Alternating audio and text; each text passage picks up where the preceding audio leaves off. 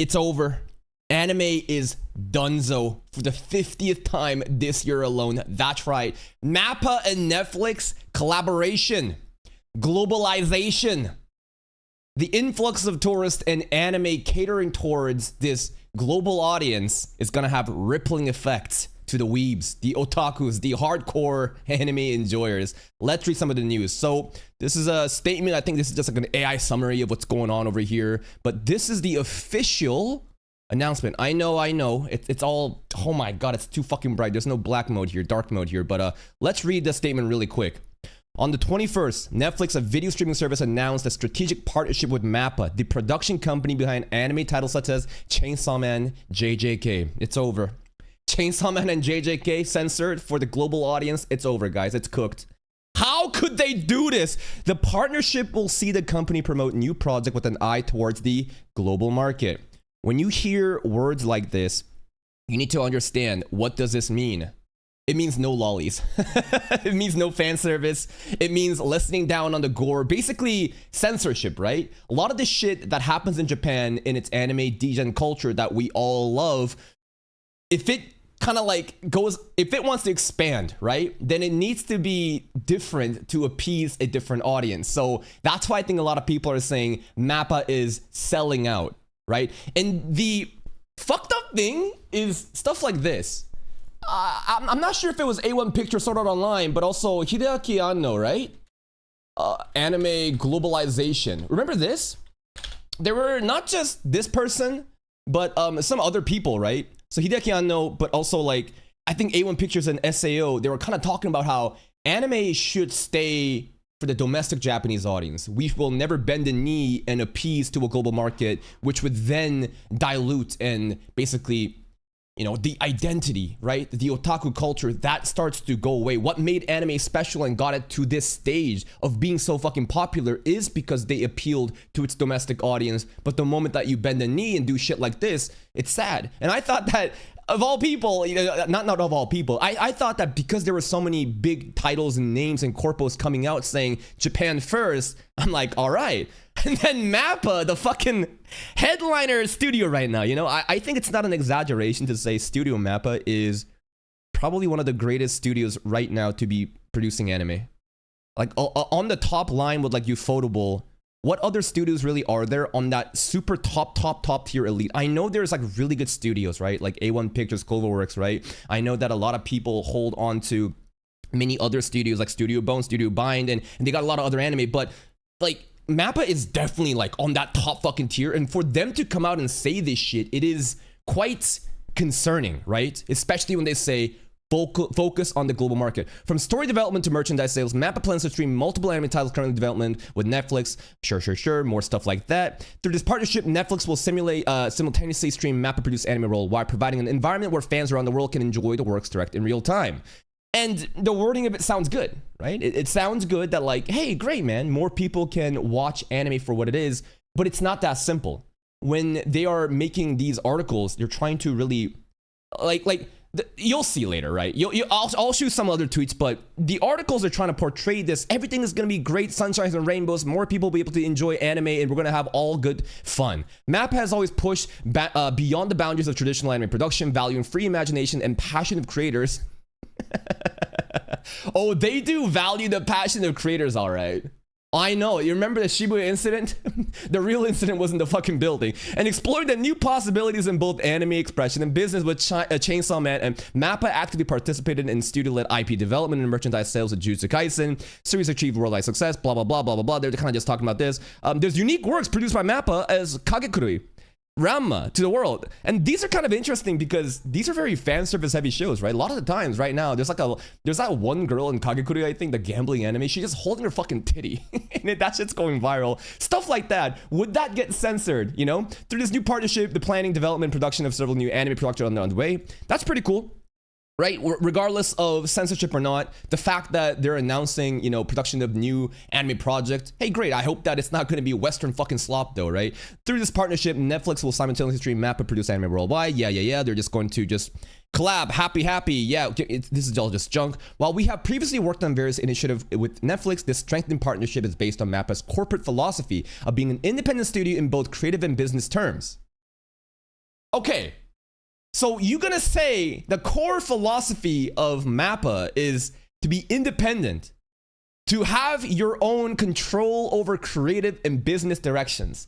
But to a lot of people, I think they're kind of hearing that you are bending the knee, and for the sake of appealing to a global audience, you will change your creative and business terms to suit that. Again, these are just assumptions, right? These are the worst case scenarios. I believe that Japanese animation studios of the future must grasp audience needs from a global... Wow. Wow. This is the CEO talking. Manabu Otsuka is saying this. I believe that Japanese animation studios of the future must grasp audience needs from a global perspective and take the lead from the planning and development stage to reaching final audience and even related business development. Mappa is also deeply committed to Netflix's distribution and business development and hopes that realizing a long-term win-win partnership. Oof. It might be over. It is all about money, right? Don't get it twisted. Everything in business is about money.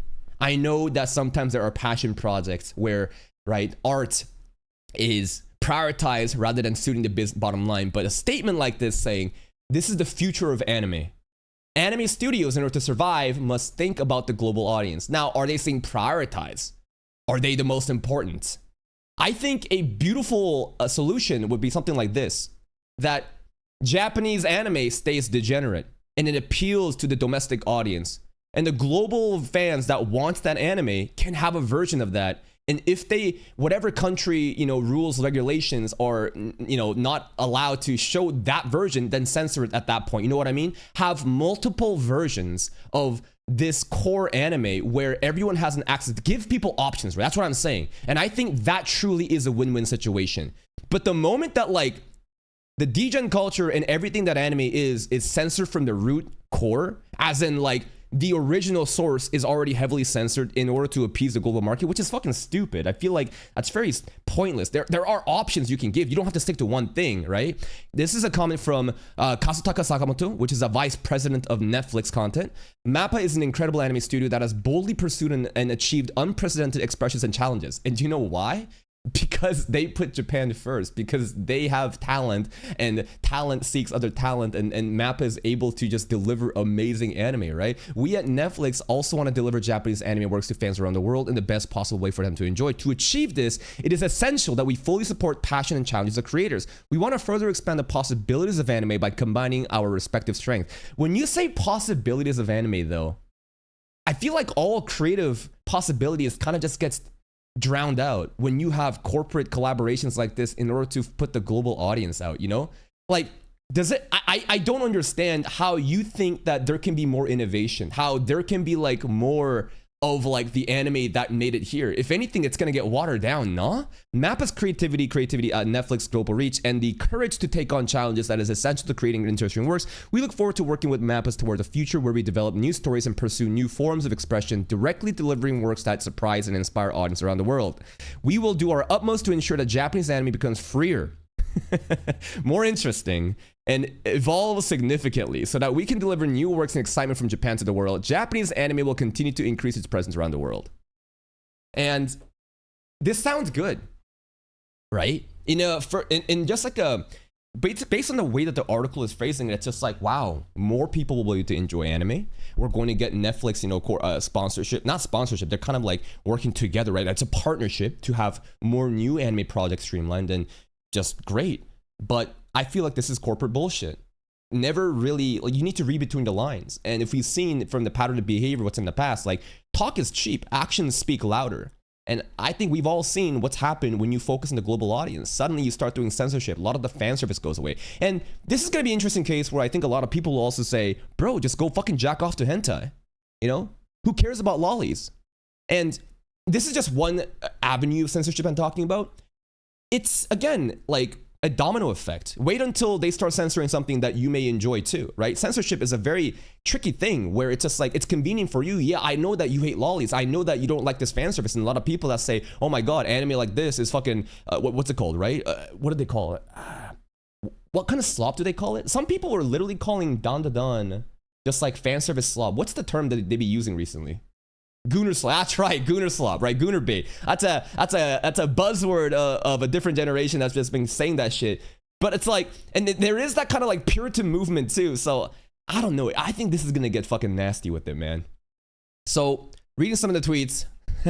Chibi coming, of course he's gonna come in. Chibi pretty much is like the face of these kind of campaigns where he is anti-censorship and stuff like that. Remember when a Western company told Studio Trigger to remove the lolly from Cyberpunk Edge Runners? Well, expect that for other vague reasons with the recent Mappa Netflix partnership. However, this time the anime studio won't have much ability to fight back. Expect to see anime uglify characters push a narrative with agenda beliefs and politics near the future.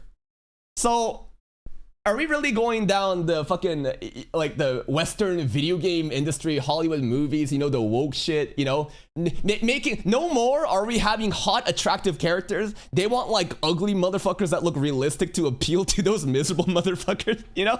Shit like that, right? That's kind of like the direction that Chibi is looking at. And honestly, is he wrong, though? I don't know if it's going to go that far.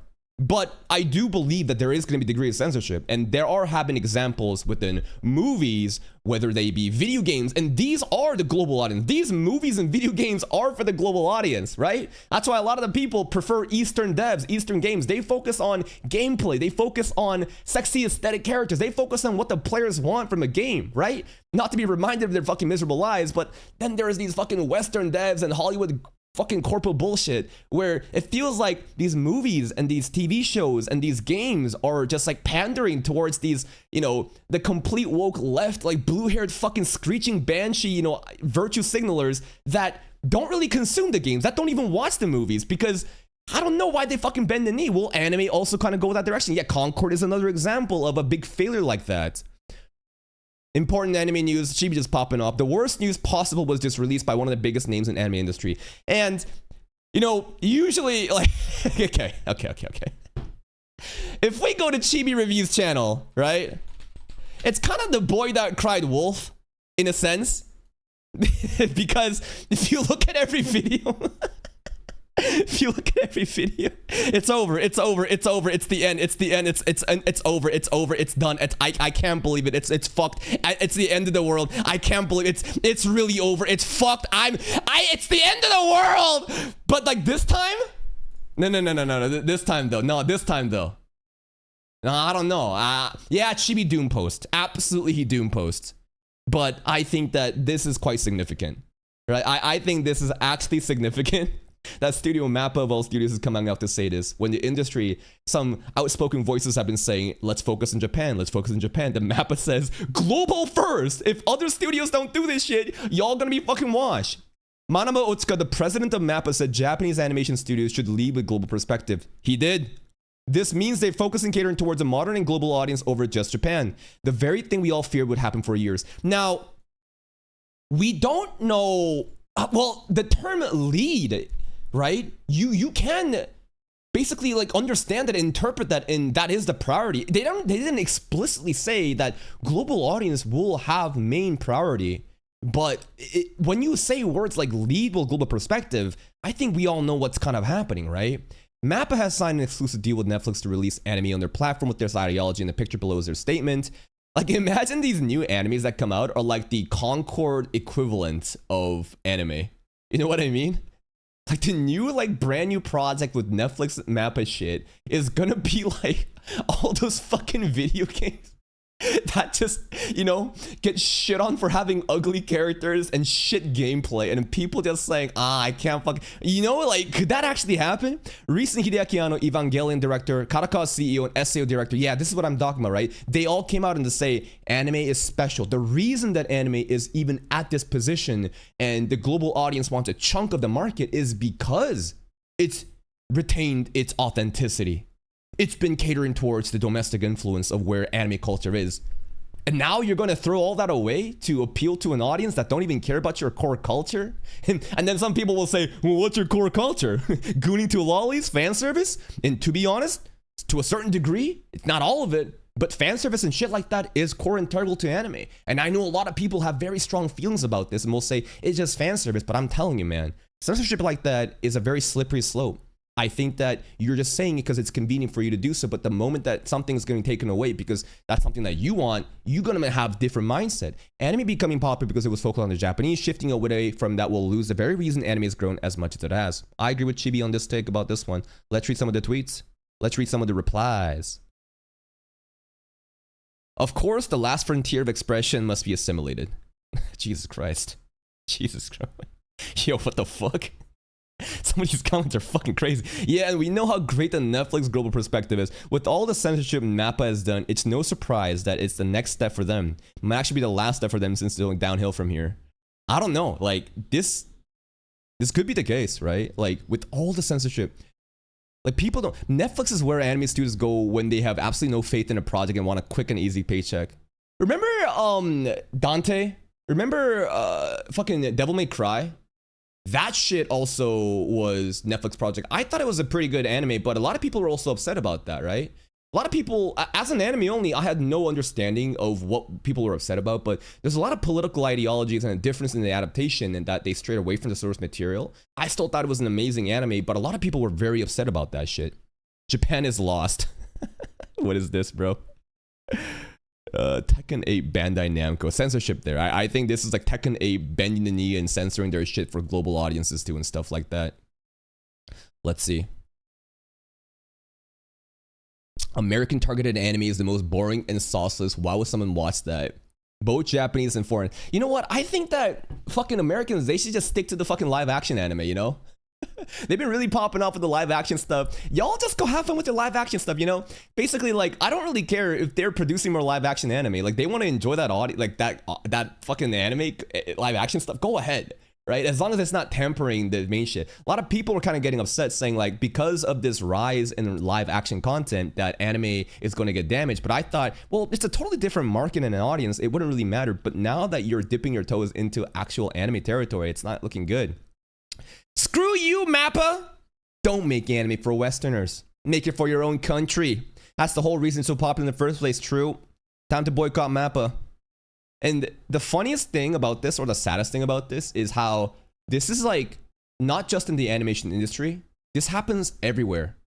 This happens a lot for many different social media apps too, right? Basically, in the beginning, a group of talented, passionate people have a vision. And they produce something, whether it be an app that's so convenient, whether it be a video game, whether it be something, right?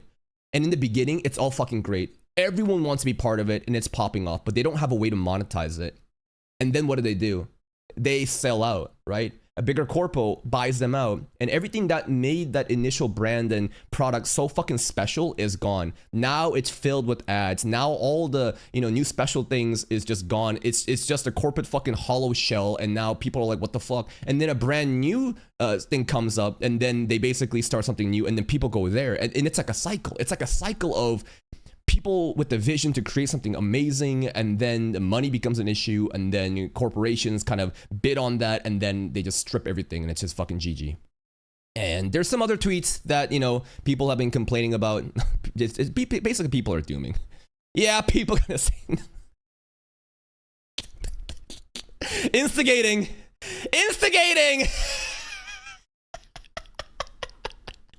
Not gonna lie, kind of funny. Now, will the live action change from that movie to that? I don't think so. It named me 15 black main characters. You know what's true? Now, hey, we solved racism. You know, we were talking about how anime is so racist, right? Because they don't have black characters. Hey, here we go with the global perspective. We can have black Makima instead now. Hey, isn't that great? Anime fans realizing this, what global first releases mean. A lot of black trans slop anime incoming. Yeah, that's... A lot of people are going to be expecting the absolute worst, right? Like, they're leaning towards like, oh, trans representation, LGBTQ stuff. Like, even in Stranger Things, right? I don't know what happened with this show, but I hear that, like, the finale of this shit was, like, the main character coming out of the closet. And it was so out of place. And people are like, okay. Now, listen, I'm not saying that, like, it's evil to be gay or that a gay character makes a show bad.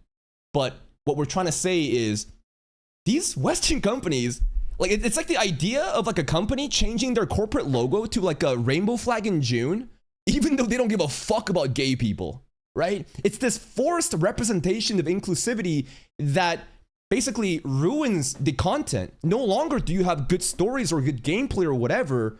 You were trying to inject into these like Western inclusive like ideologies to appease to who? And it just ruins everything. And that's why a lot of people are being radicalized to say shit like this. You know what I mean? Netflix collecting studios like the Infinity Stones. No, this is very bad for the entertainment industry. Like, which studios got fucked for the Netflix collab regarding like the advertisement for like Moonrise and stuff, right? That was pretty sad too. Well, I guess we're gonna get more anime. Hopefully it's high quality and not pen for the agenda. Mappa is tiptoeing. This is some quote retweets. Is there anything popping off? I think it's just people kind of dooming, man. It's just people kind of dooming. And globalization gets everyone eventually. That's what happens. That's what happens. And that's just kind of real life, bro. How do you guys feel about it? I think that it's too early to be dooming too quick. I think that it is a bad sign. All we have to do is kind of wait. But it is pretty like, it's shocking that the CEO would come out and say like, this is like a not new, this isn't just for us. It's like everybody, right? In the anime studio for the future, right? If you want to survive, you need to have a lead and global perspective. And the corporate talk makes it sound so inclusive of, wow, let's spread our joy of anime to everyone else. But I guarantee you, right? Look at this tweet. Let me bring you this tweet. Kaka TV Sword Art Online, right? This is a tweet that I made regarding, you know, the fan service for, just one second. Let me bring you this. Because like the idea right now is, wow, we want to like bring in more new people that love the anime and it's going to be such a good place, right? But like, do you really think that's going to happen when like even shit like this, even shit like this, I know it's just casual fan service for Fate, but I feel a lot of people might see that and be like, what the fuck? Right? And where was that tweet? Where's this fucking, God, I'm fucking tweeting too much. There was a tweet that I specifically made about Sword Art Online and how like people will have a totally different perspective when they see something like that. What the fuck? Oh, here it is. And listen, I don't have to play the GIF, but this is when the SAO director is saying, you know, making anime with a global audience in mind is like a double-edged sword, right? Because a lot of the people that may want to watch anime when they see shit like this, there has actually been many cases where focusing on too much global appeal has led to failure, right? I think Japanese people ideas of what could be well received worldwide is probably going to get some people overseas don't enjoy. And the obvious thing is fucking shit like this, right? And listen, I don't need to have tentacle fucking fan service for an anime to be good, okay? But I'm saying it exists in anime culture. And like, never forget when A1 Pictures came back after season 4 Core 1 and dropped the most insane tentacle grape Sakuga for Lifa. Some argue this could actually have more talent and time invested than Berkeley versus Vectified. Global tourists would lose their minds. Can you imagine the fucking insanity that's gonna happen when like fucking what's it called, gushing over magical girls like the global audience watch that shit or shit like this? They come in and they're just gonna shit on the Japanese audience, and now Japan. What will Japan do, right? So I'm just simulating, like I'm just like talking about simulations in the future. Imagine a situation where the industry has bent their knees to appease to the global audience for money. And now you have a bunch of global audience complaining and crying about shit like this, saying this is fucking disgusting, get rid of it. And I understand, right? Tentacle rape of a character. Listen, I know this is fucking weird. Sword Art Online, there's a weird rapey character. I'm just giving you one example though, right? They take away shit like this and suddenly from the fucking root, not censoring different versions, from the root they're gonna change everything, right? And it's gonna be a cascading effect. It's gonna be a cascading effect where shit gets more and more censored for appeasing an audience that don't even respect your base culture. Japan really wants that shit? I don't know, man.